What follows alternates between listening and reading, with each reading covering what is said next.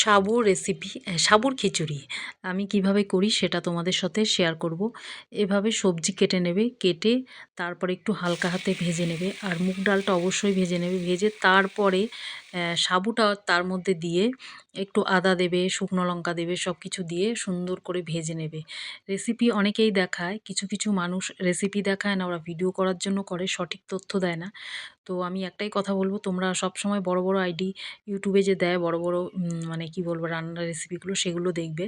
আমি নিজে এটা কাকিমা বলে দিয়েছে আমাকে, আমাদের বাড়িতে এসছে সে কাকিমা, দেখো হয়ে গেছে। আর কি নুন মিষ্টিটা খিচুড়ির মতো দেবে। কুকারে দিয়ে করেছি, একটা সিটি মেরেছি, আর দারুণ টেস্ট দারুণ হয়েছে, মানে হয়েছে অসাধারণ এইভাবে টেস্ট, বানিয়ে বলে বোঝানো যাবে না। হ্যাঁ, এইভাবে তোমরা কলটা করে চালু দেখতে করে পারো। দিচ্ছি। দারুণ হয়েছে, টেস্ট অপূর্ব। এইভাবে তোমরা করে দেখতে পারো। আমি অনেক ফোন ঘেঁটেছি, ফোনের মধ্যে ঠিকঠাক না সাবুর রেসিপি পাইনি, তো এইভাবে আমাকে একজন বলল করতে।